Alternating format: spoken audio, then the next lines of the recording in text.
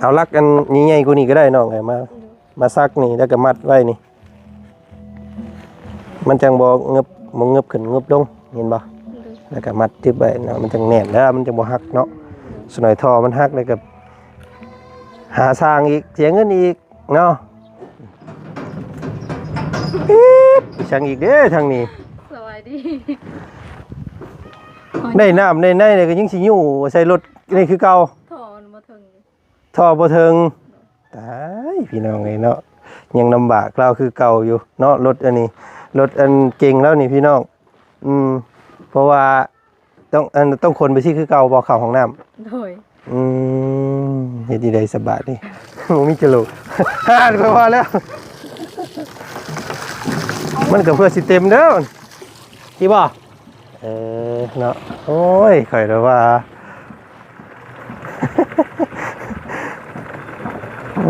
แล้วก็แก่คือเก่าอยู่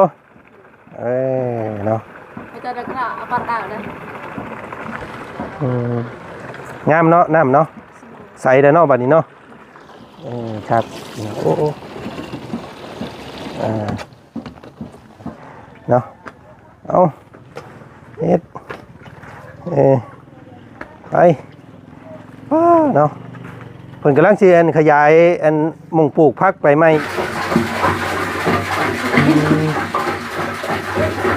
คนกับกระถางน้ำคนต่ำกว่ากระถางน้ำอีกพี่น้องเลยเนาะเอาลำบากนิดนึงจังน้อยเนาะจังน้อยให้เพิ่นเอาสายยางมาเพิ่มให้ตอนนี้กิ่วน้ำใส่กระถางก่อนยังบ่ทันยังมียังอยากดินอยู่ยังไปเฮ็ดงานสิไปเฮ็ดงานอยู่ไสอยู่ไทยสิไปอยู่ไทยโอ้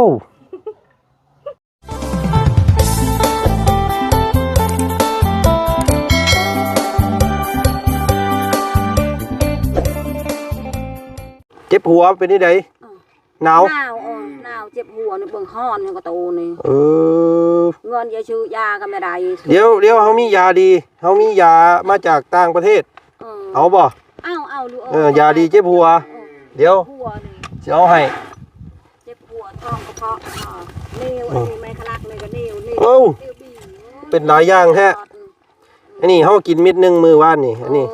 กินเทอละมิดเด้อขอบใจขอบเจอให้ร่ำให้รวยให้มันยาดีเจ็บหัวยาดีไข้ฮ้อนในชักกินโน่นนี่เขามีมันบ่มีน้ำให้ครับเนาะกินมิดนึงเลยเจ้าสิกินมาเอาน้ำมาให้เล่าเนี่ยเบิ้งหันฮ้อนเนาะโอ้ขอโทษเด้อเอากินมิดนึงเจ้าสิไปใช้บาทนี่ไอ้ปลาคอน้ำลาดคอยยานี่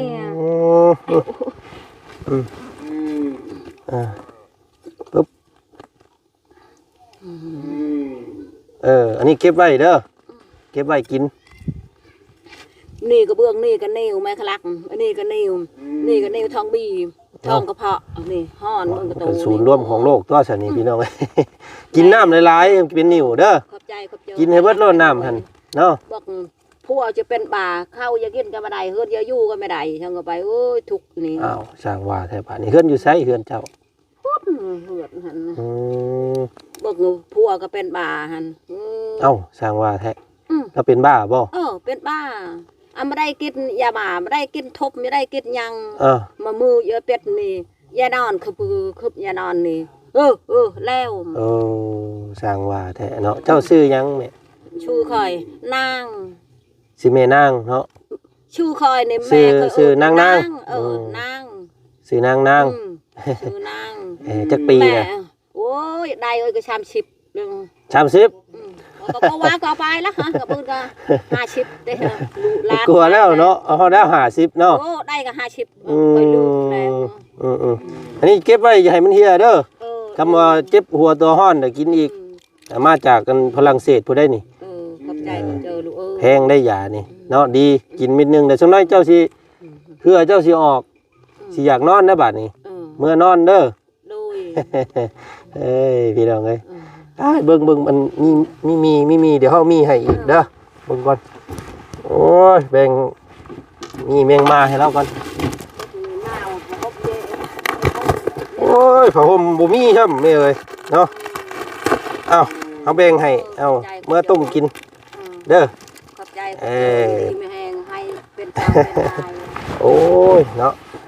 ลูกเงินค่าลูกจะไปช่วยอีกบ่มีแล้วเงินเบิดแล้วเนาะเงินเบิดแล้วเบิดเงินแล้วเบิดจ่ายค่าห้องเบิดแล้วคืนนี่โอ้ยบ่มีครับมีแต่ใบ1,000 บาทยังไปแลกเบิ่งก่อนมาเลยเด้อเนาะเอาสำนี้ก่อนรอบนี้ เอาโอเคไปเมื่อแม่ไปเมื่อนอนพักผ่อนเด้อโดยไปบ่ต้องไปหรอกย่างตากแดดอยู่กันไม่ได้เข้าใจที่กันไม่ได้จังเด้อพี่น้องเอ้ยบาดในผัวก็เป็นบ้าเพื่อนสินอนกับบ่มีแล้วว่ะเนาะเป็นโรคหลายโรคศูนย์ล้มโรคก็รอนี่ก็ได้โอ้ยพี่น้องเอ้ย เอาเนาะซอยเพิ่นไปพี่น้องเอ้ยทางบ่จันก็ได้เนาะซอยตามที่กำลังเนาะมื้อนี้ทางบ่จันตัดภาพบรรยากาศมาพี่น้องเอ้ยเนาะบ้านเฮือนซ่านของน้องมณีแสงเนาะหรือว่าน้องจันมณีพี่น้องเอ้ยนี่แหละเนาะหลังจากได้น้ำได้ท่าแล้วเป็นยังไงการเป็นอยู่เพิ่นพี่น้องเอ้ยก็สมบูรณ์แบบเด้อเนาะสำหรับครอบครัวของน้องหัวน้องจันเนาะก็คือสิบ่มีอีหยังอีกแล้วบาดนี้พี่น้องเอ้ยเนาะเพิ่มเติมมีแต่ผู้แล้วอัปเดตโดนๆเฮาก็สิแวะเวียนเข้ามาหาน้องเพิ่นโอ้เพิ่นมีสวนผักเพิ่มเติมอีกเนาะคงแต่มีน้ำโอ้เพิ่นสิเฮ็ดเป็นธุรกิจการค้าบ่นี่พี่น้องเอ้ยเนาะเอามื้อนี้ทางบ่าวบุญเพิ่นก็ซื้ออุปกรณ์เกี่ยวกับน้ำกับในมาเพิ่มเนาะงบส่วนที่เหลือแล้วว่าซั่นซะไปเนาะมื้อนี้ทักทายสบายดีซำนี้แล้วก็เข้าไปเบิ่งไปชมก่อนพี่น้องเนาะมื้อนี้มีปิ้งไก่เนาะมาฝากไก่กับบ่แม่นมันขึ้นแล้วไปจักพี่น้องเอ้ยบ่แม่นมันสิเล่นเป็นตัวอีกแล้วบ่เนาะเอาตัวนึงคือเก่าพี่น้องเอ้ยเนาะบ่มีหยังมากมาย ไปเนาะไปเบิ่งไปชมกันโอ้ต้องผักเราสิน้องเอ้ยเนาะไก่สิพอแจ่วได้นี่เนาะเป็นใบเป็นหยังเบิดแล้วบาดนี่พี่น้องมักทั่วมักแตงเนาะโอ้อุดมสมบูรณ์ยังแต่บักหล่าโทนหำแดข่อยแล้วยังบ่ทันปลูกซ้ำทางนั้นพี่น้องเอ้ยซื้อในพักไปให้แล้วยังว่ายังบ่ทันปลูกอยู่ทางน้องสอนลามมื้อนี้เดี๋ยวสิขึ้นไปพาน้องเพิ่นปลูกพี่น้องเอ้ยทางน้องสอนเพิ่นเนาะทางนั้นเนาะน้ำหากะมาว่าซั่นพี่น้องเอ้ยโตพี่เนาะสวัสดีจ้ะทางป่าเพิ่งเพิ่นคือมาเช้าแท้มื้อนี้พี่น้องเอ้ยเนาะฮ้อนมื้อนี้เนาะจะเต้าลึเต้าลึหลายมื้อนี้บัดอากาศเปลี่ยนพี่น้องมาฮอดพี่เพราะว่าเป็นไร่ต่างบาดนี่เนาะโอ้ใส่เสื้อหนังมันจนสิเปื่อยพุ่นแล้วข่อยอันนี้พี่น้องเอ้ยเนาะคิ้วกุ้ม ไปทางใดเด้อน้องเพิ่นอยู่เฮือนบ่เนาะสมอยแท้ไปทางใดดิโอ้ปู่โตของแต่ได้น้ำเนาะเพิ่นขยายสายพันธุ์ขยายพื้นที่ปลูกโอ้โธ่บ่ธรรมดาน้องหัวพี่น้องเอ้ยแม่นบ่เอ้ยบ่แม่น โอ้ยน้องจันอันนี้พี่น้องเอ้ยโอ้ยบ่ได้เห็นกัน 2-3 มื้อก็ลืมกันแล้วล่ะว่าเนาะโอ้กำลังเฮ็ดหยังน้องอันนี้เก็บที่ไว้กินนอนพักสิเฮ็ดนานพักป๊าตตั้งกิโลแท้เฮ็ดโมงเดียวก็บ่พอสิมาเฮ็ดอีกเลยสิมันหันมันหอมพอดเนาะอยู่นี่ก็เป็นที่ของเจ้าอยู่เนาะก็เลยสิปลูกเพิ่มอีกพี่น้องใส่ทั้งเมนุ่มทั้งน้องหงลงหัวอยู่เพื่อนบ่เนาะ เป็นที่ใดน้ำในเฮาป้าถังสรุปสับลาบอยู่เนาะโอ้งามได้อยู่นี่น้องเอ้ยเนาะปลูกหมักพริกเด้อปลูกหมักพริกปลูกหมักเขือเนาะหมักเขือเปาะหมักเขือนี่เนี่ยหมักแข้งหมักเขือเนาะโอ้ยฮ้อนมื้อนี้พี่น้องโอ้สร้างเป็นแท้เนาะทักทายสบายดีเพื่อนพี่น้องกันบรรยากาศตอน 9 โมงเช้าเนาะโอ้อบอ้าวขนาดมื้อนี้พี่น้องเอ้ยเนาะกระเตาเลอะกินข้าวมาแล้ว ฮะ เอากินข้าวมา ยังแหละ มีหยังกิน มีแต่ ห่านแล้วอันนี้ ข้าวต้ม มีแต่ข้าวต้ม โดย โอ้ข่อยบ่ได้ลดล่มลดหยังได้สิยอดข้าวต้มบ่เอาเลยเนาะ กินโดย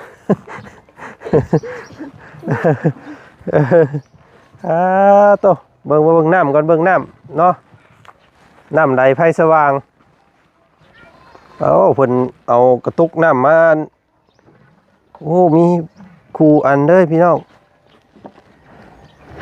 ฮึ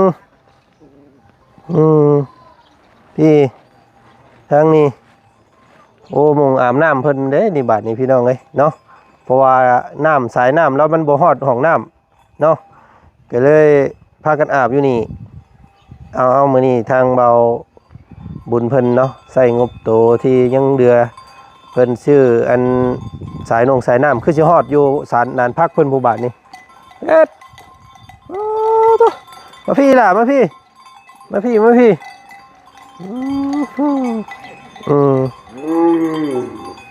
น้ำบ่ฮอดห้องน้ำบ่สายน้ำ โดย เฮ็ดดีได้ซะหิวเอา โดย เนาะคือบ่เฮ็ดหัวอ้อมไว้ยันงัวโคมมือแรงมาบ่เฮ็ดหัวอ้อมไว้บ่เฮ็ดหัวอ้อมเด้อีกสักหน่อยก่อนเนาะ โดย มีเวลาอีกก่อนเนาะ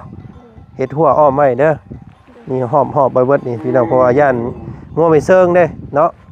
สักหน่อยนี่มันไล่กันมันสิมาโคมเอา มันสิฮักเด้พี่น้องเอ้ยเนาะเพราะว่ามันเป็นเกเรออกมาซื่อๆนี่เห็นบ่มันควายแล้วนี่ต้องเอาลักอันนั้นอีกเนาะเดี๋ยวบ่จันสิพาเฮ็ดมาหน่อยนึงเบิ่งสิบอกน้องเพิ่นเด้อครับอันนี้สาธิตแบบไวๆให้เบิ่งซื่อๆเนาะเอาลักอันใหญ่ๆกว่านี้ก็ได้น้องไงมาซักนี่แล้วก็มัดไว้นี่มันจังบ่เงึบขึ้นเงึบลงเห็นบ่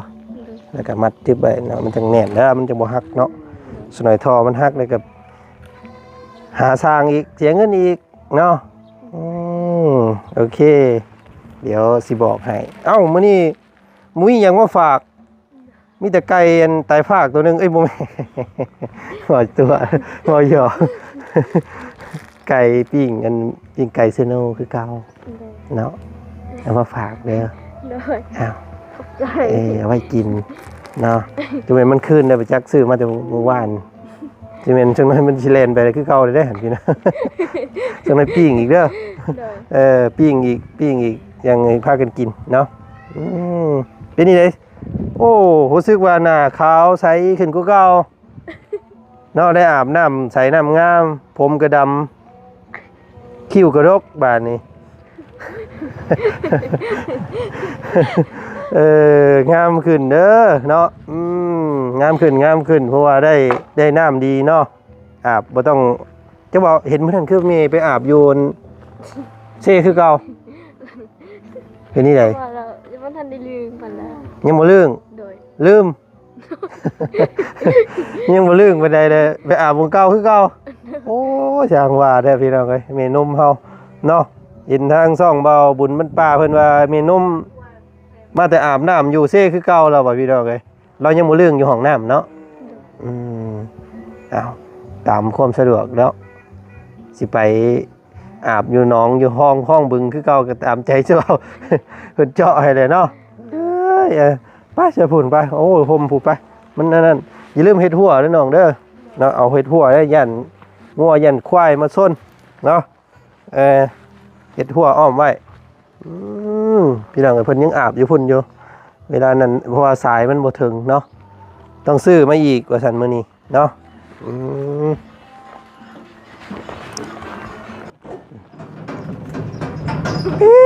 ช่างอีกเด้อทางนี้ สวัสดี ได้น้ำได้ในเลยก็ยังสิอยู่ใส่รถนี่คือเก่า ถอนมาถึง ท่อบ่ถึงตายพี่น้องไงเนาะยังลำบากเราคือเก่าอยู่เนาะรถอันนี้รถอันเก่งแล้วนี่พี่น้องเพราะว่าต้องคนไปที่คือเก่าบ่เข้าห้องน้ำ โดย เฮ็ดดีได้สบายนี่ เอาอีกจังน้อยอีกจังน้อยเนาะข้างในบ่บุญเพิ่นเอามาให้งบส่วนที่ยังเหลือ1ล้านเพิ่นสิเอามาซื้อกุแข้งกุถังกะละมังซักผ้าเจ้าเนาะให้มันฮอดพี่น้องเอ้ยเพราะว่ามื้อนั้นเพิ่นแถมแต่10 เม็ดนึงเนาะแถมสั่นก็เลาะเป็นนี่ใดเนาะสะดวกสบายใส่งามแล้วบ่น้ำเปิดให้เบิ่งได้บ่ได้อยู่ไปเนาะไปเบิ่งก่อนเพราะว่าเรายังอันอาบอยู่พุ่นอยู่มันอยากเปื้อนอยู่นี่เด้เพราะว่ามันไหลมานี่เด้พี่น้องเอ้ยเนาะมันไหลมานี่โตใส่ผูเราพาดไว้เทิงพี่อันนี้พี่น้องปึ๊บเฮ้ยใส่โอ้ย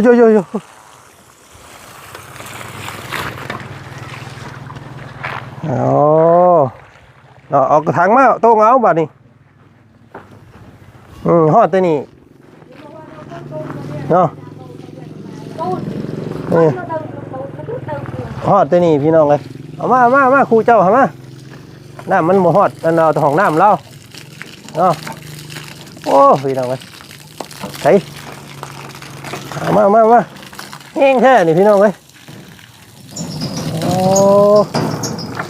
พอวางเด้อวางมันดีดเจ้าเด้อโอ้มันบ่มีจมูกเนาะบ่มีจมูก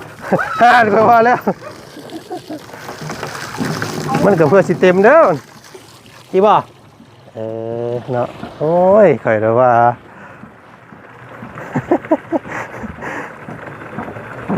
แล้วก็แก่คือเก่าอยู่เนาะไปจะได้ข่าวปัดอ่างเลยงามเนาะน้ำเนาะใสแต่เนาะบัดนี้เนาะครับโอ้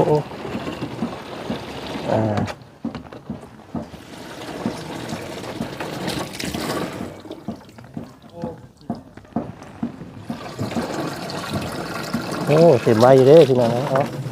อีกตัวนึงเต็มแล้วบ่มีอยู่บ่ห้องน้ำเจ้าน้ำเอ้าคืนนี้ตอนแรกคอยสาว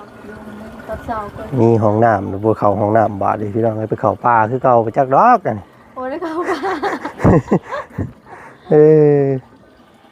เอ้าปิดแต่เทิงปิดเลยประจันอาบัตจัดประจันอาบัตเนี่ยคือปิดบ่ยังอีกตุ้งนึงบ่เอาอีกตุ้งนึงก่อนเด้อเ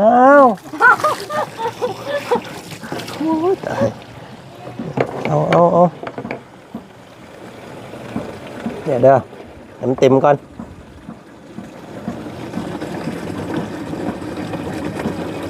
ฮอดตัวนี้เนาะน้ำเนาะน้องเพิ่นก็เลยอันนั้นไงไอ้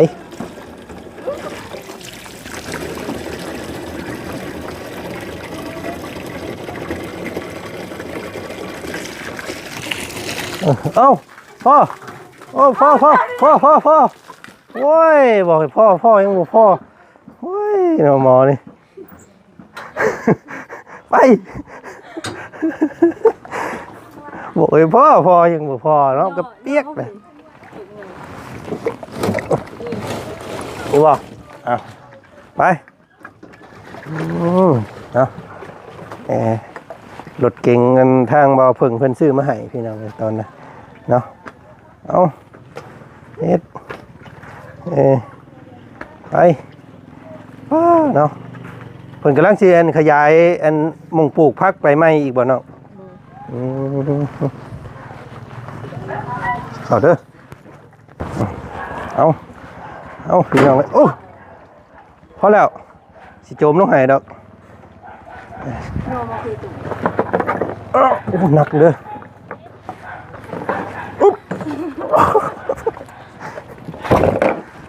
ยุยตาย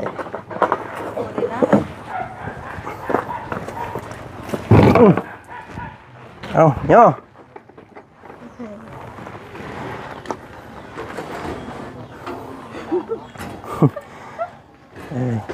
ยังสายน้ำยังบ่ฮอดก็เลยต้องเฮ็ดแบบนี้พี่น้องปึ๊บจึกจัก บ่มีอันโตต่ำบ่อันน่ะทางนี่เวลาน้ำมันเบิดเด้นอนนั่งถ่ายอยู่สิก้มลงหัวซุบลงหั่นเอาเลยเนาะ เนาะต้องหาเอาทางตัวต่ำเด้อบัดนี้เด้อเอาตัวต่ำตัวนี้มันสูงโพดโอ้รถเพิ่นเอามาเสื่องไว้พี่น้องเนาะเพราะว่าตอนค่ำมาเลยเจ้าอันปิดอันนี้ไว้บ่ปิดใส่กุญแจไว้เป็นหม่องอันคอกรถดีๆนี่เองคือจักโอ้เนาะบ่มีไผสิมาลักรถเพิ่นได้บาดนี้พี่น้องเอ้ยเนาะเอาเนี่ยไปซ่อนไว้ก่อนบาดนี้ฮ้อนเนาะเนาะหน้าใสไร้สิวขึ้นเด้อบาดนี้พี่น้องเอ้ยในน้ำงามเนาะผมก็เกลี้ยง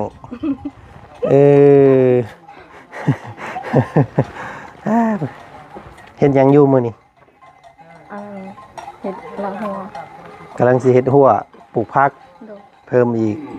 เนาะปลูกมะพริกเด้อนะปลูกมะพริกมะเขือมันจังบ่ต้องซื้อปลาเด็กเป็นนัวบ่ซื้อมะพริกเนาะฮ้อนเนาะพี่น้องไงเอาฝุ่นทางนั้นเพิ่นกำลังกันเอาทางน้ำกับอันสายน้ำมาเพิ่มให้อีกอยู่ปุ้ยงัวนั่นแหละไอ้ยังแนะนำให้ชุมเจ้าเฮ็ดหัวนะเฮ็ดหัวไว้ยันมันงัวช่วงนี้งัวไม่เชิงหลายมันไล่เชิงกันเนาะมันสิโคมเด้อเนาะโอ้พี่น้องเอ้ยอุ้ยยังมื้อนี้มีแต่ปิ้งไก่มาฝากเนาะกินข้าวได้มื้อนี้ยังอยู่พอดีละกินอันปิ้งไก่เด้อมีหยังมาฝากหลายมื้อนี้พี่น้องเอ้ยกินข้าวเปียกตั้งแต่เช้าอยู่เซปูนเนาะก็โอ้แดดแห้งอีดีมื้อนี้เนาะแม่ไปใส่แม่ไปหาหน่อยนี่แต่เราไปหากินไปหานึกว่าสมเจ้ากะพาเอามือกาแฟตายแล้วไอ้นี่พี่น้องเว้ยเนาะเปิดกระไรสิเฮ็ดหัวอีกเนาะมีได้แยงมีแล้วบ่ยังอยู่เอาคอยหาซื้ออันเม็ดนึงเท่าไรเพิ่นขายเม็ดนึงเขาขายเป็นโลขายเป็นโลนึงโล60ซื้อจาก2โลนี่ก็เดืออีกเนาะเคยซื้อมาเมื่อนั้น2โลให้น้องบุตรนะเดืออีกห่อหัวน้อยๆแล้วนะพี่น้องเอ้ยเนาะน้องบุตรอยู่เฮือนบ่น่าจะอยู่เพราะว่ามื้อนี้เขารวมนมัสการวันอาทิตย์มื้อนี้เนาะงามเนาะพักเจ้าเนาะหมกแตงบ่เกินบอกอยู่ต้องแซ่ให้ในมันตึงก่อนยังมาปลูกหมกแตงเนาะเจ้าเอาไปปลูกโลดบ่ได้กินดอกบ่ในเฮือนสาวพรเขาก็เอาปลูกเลยแต่น้องปลูก2เทื่อแล้วคือแสดงว่าบ่ถนัดเนาะปลูกวันนั้นนี่ไปปลูกพุ่นบาดนี้โอ้ยสิปลูกแต่หมกแตงกับบักหมกเพชรเอามันโน่นไปสั้นคือสิออกอยู่เนาะหมักเพชรหมักแตงสมมุติแบบมาในเฮือนเนาะงามเฮือนก็งามน้ำก็ใสไฟก็สว่างพี่น้องเอ้ยเนาะขาดแต่คนมาอยู่ข้างๆเท่านั้นมีข่าวดีก็จะดื่มกันเด้อสิมาย่ำหนังงัวน้ำยังว่าทันยังมียังว่าทันยังมียังอยากดินอยู่อยากไปเฮ็ดงานสิไปเฮ็ดงานสิไปเฮ็ดงานที่ไสอยู่ไทยสิไปอยู่ไทยโอ้ไปอยู่ไทยมันเบิดเงินหลายเลยเจ้าต้องเฮ็ดบัตรสปอร์ตแต่ก็ไปเฮ็ดบัตร MOU อีกถ้ามีเงินไปเฮ็ดแยกแถวเพียงก่อนได้เงินแล้วจึงเฮ็ดบัตรจะว่ามีผู้บ่าวอันอยู่ไทยติดต่อมาได้บ่จ๊ะยังบ่ยันว่าเพิ่นมาบ่อีหล่าข่อยสิเฮ็ดบัตรให้สิจะว่ามีบ่จักอันนี้อยู่อายผู้ใหญ่ใจดีเพิ่นอยากให้ไปเฮ็ดเวียกอยู่ไทยอ้ายเพิ่นเป็นคนไทยบ่เป็นคนไทยอ้ายเทว่าเราซอยซื้อไก่ฮะเพิ่นว่าอยากให้ไปเฮ็ดอยู่ไทยเป็นเดือนอันสิทีกลัวอยู่ลาวเฮาแม่นแหละอย่างต่ำนี่ก็มีได้ 14,000-15,000 เนาะเข้าแรก นะแต่อยู่ลาวเฮานี่บ่ได้เด้อพี่น้อง5ล้าน6ล้านนี่บ่มีเนาะมีแต่2ล้านเนาะ2ล้าน5 3,000 บาท 4,000 บาทนี่แหละเนาะอยู่ลาวเฮาถ้าไปฝั่งไทยนี่อย่างต่ำเลยวันละ300ขึ้นเนาะ400 12,000 13,000ได้เนาะก็คือว่าแหละมันดีอย่างเสียอย่างเนาะได้เงินดี แต่เราก็ต้องเสียค่านู่นนั่นนี่และบัตรเนาะบัตรพาสปอร์ตต้องมีนายจ้างรับห้องเอา MOU ก็แพงได้พี่น้องไอ้ MOU ก็ได้เดี๋ยวนี้จักเท่าใดเลยเนาะบ่จันเฮ็ดตอนนั้นเท่าไหร่ละ 20,000 10,000 ปลายเนาะเจ้าต้องมีเงินระดับ 50,000 บาทเจ้าจึงไปได้ มีสำนั้นก็รวยแล้วเนาะเห็นบ่ บ่มีก็เฮ็ดเวียกแต่เวียงสวรรค์ เฮ็ดไปทีละอย่างเนาะเฮ็ดอยู่แถวเวียงแล้วก็จังเฮ็ดพาสปอร์ตไว้เนาะพาสปอร์ตก็ 5,000 บาท 4,000 5,000 ตัวสิได้เนาะสิไปเงินสิไปเฮ็ดเวียกอยู่เวียงมื้อใดบาทนี่มาบ่เห็นเฮือนบ่เห็นเด้อบาดนี้พี่น้องก็สิบ่เห็นน้องหัวเลยเด้อเนาะเพิ่นสิไปเฮ็ดงานอยู่เวียงแล้วมานี่ก็สิเห็นแต่แม่นมกับสวนผักเหี่ยวๆแถวนี้แหละพี่น้องเอ้ยเนาะ ยังโดนเดือนหนึงเพิ่น ทีใหม่สิไปเฮ็ดงานหยั หาง แล้วกุนมันเขา กดมันซอยแม่ก่อนเด้อเอาไปได้รีบได้ดีก็จะลืมกันเด้อ เอาบ่เยอะเอาพี่น้องไงเนาะก็โอเคเนาะได้สรรหาเนี่ยอยู่เนี่ยกินเนาะก็เลยไปต้อนรับทางมาบุญเพิ่นเอาเสือกยางมาให้เนาะไปสมัยนี้สบายดี สวัสดี เนาะโอเคพี่น้องไงเนาะมาอัปเดตชีวิตการเป็นอยู่น้องเพิ่นเนาะน้องเพิ่นวางแผนไว้แล้วประมาณปีใหม่เพิ่นสิไปเฮ็ดเวียกอยู่ไทยเพิ่นว่าพี่น้องอยู่ลาวเนาะไปอยู่เวียงแล้วก็พอได้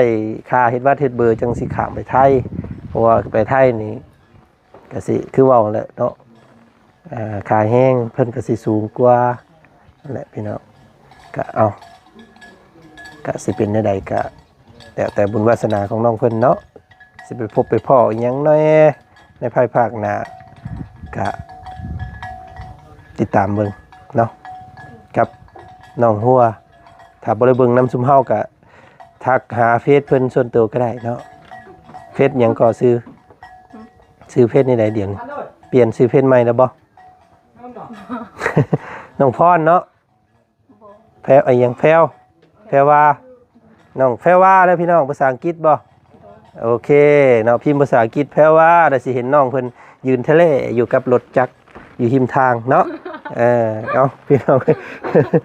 โอเคแล้วคลิปนี้สบายดีสวัสดีไปแล้วพี่น้อง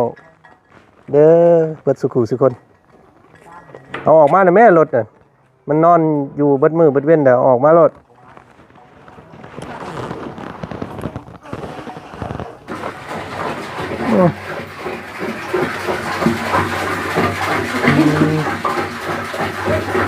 คนกับกระถางน้ำคนต่ำกับกระถางน้ำอีกพี่น้องเลยเนาะเอาลำบากนิดนึงเอาจังน้อยเนาะจังน้อยให้เพิ่นเอาสายยางมาเพิ่มให้ตอนนี้กิ่วน้ำใส่กระถางก่อน